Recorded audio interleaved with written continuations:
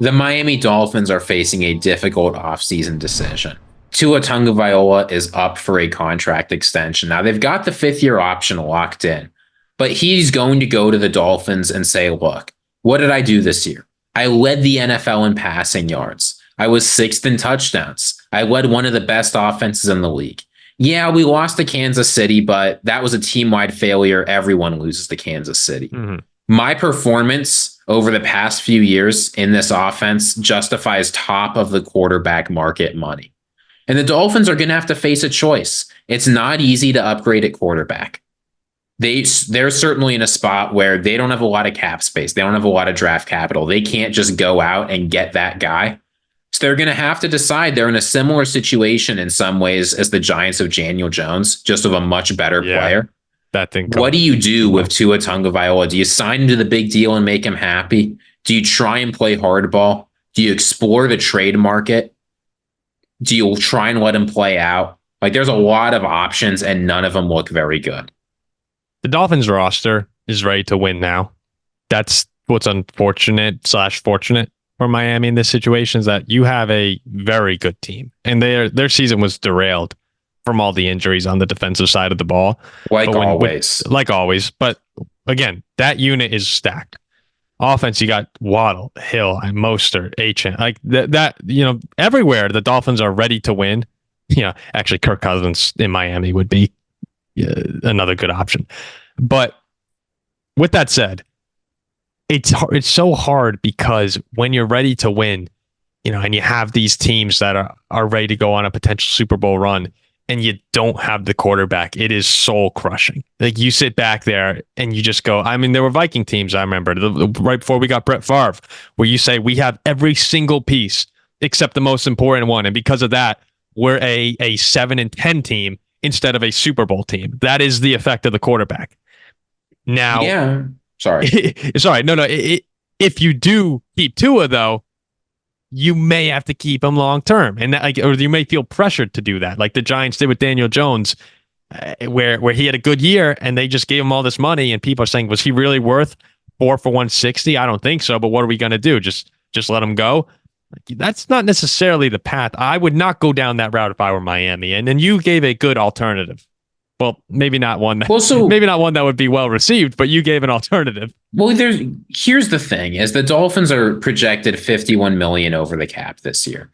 Now, there are ways to bring that down, obviously, but the only ways they can really do it are either by doubling down on players like Tyreek Hill, Jalen Ramsey, who are very good players but are starting to get old. You don't necessarily want to tie yourself up to them longer than you have to. Yeah. Or extending Tua. That's it, basically, in terms of money. Otherwise, it's going to be very difficult. They already don't have the money for major upgrades. They were really, I think, more than people realized, all in on this season. But you said that several times during this year. Yeah, well, I felt like I didn't see anyone talking about it. But the Dolphins were all in on 2023 and couldn't win a playoff game. So I think that the model the Dolphins have to take, you said it best, you can't do what the Giants did. Tua is a better player. I don't want people to think I'm saying he's Daniel Jones level, but he hasn't shown you he's worthy of top quarterback money.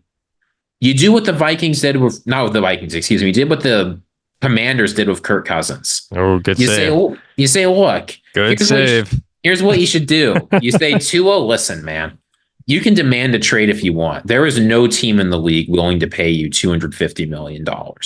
I'm willing to bet the Dolphins win that bet. You say, stick around with us. If you show us you've got it, we will extend you.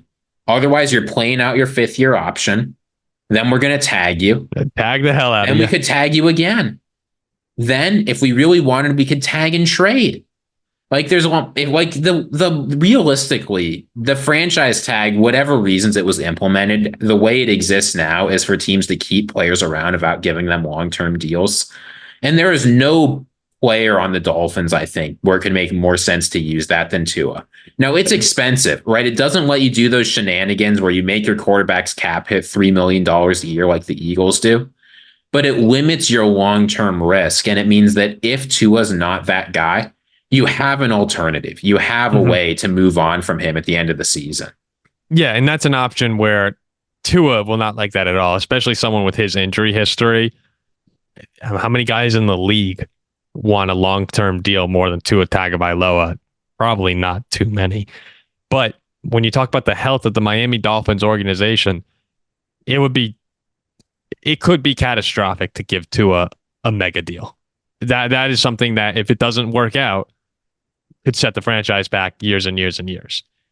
Where all of a sudden now you're sitting there paying Tua $45 million, $50 million, whatever it might be per year, probably more than, and you're in cap hell. Tua's a good quarterback, but not good enough to get. And listen, by catastrophic, I don't mean Tua sucks, because I would be very surprised if there's a world where Tua is just horrible. But even if Tua is just a little bit above average, we're talking about a league and a conference with superstars who are going to beat that, who have beaten that. We've seen Tua continuously make the big mistake. That's why I can't do it anymore. I know teams are in tough positions, but if it's not a star, I can't just hand out the contract. That's fair, right? That's reasonable. It is. And here's the thing is, if you want significantly better results than this season, you have to improve the team. There's no way around it. The Dolphins they were a very good team, but it's not like the Chiefs if Patrick Mahomes broke an arm, where they're going to come back much better next year. Yeah. Like, it didn't, with those second half collapse, somehow losing the division, getting blown out by the Chiefs on the road. Again, I get the circumstances were not favorable for them. It really wasn't favorable for the run game. But at a certain point, again, if you want better results, you have to improve the team. They don't have a lot of ways to improve the team, but if you tie yourself up long-term to Tua, you are ensuring that you never will. You need to see him break the repeatable the tendencies that he's had. And it happened a lot last year. The Chiefs game, missed the throw to win it. The Eagles had a big interception. The Bills game, big interception. Like, in these situations, you basically saw the same Tua Tagovailoa every time. You saw the same Tua Tagovailoa last year. And the defense with Vic Fangio leaving is likely to regress, if anything. So there's going to be an even bigger burden on the offense to produce. I like Tua, and I think he can get the job done.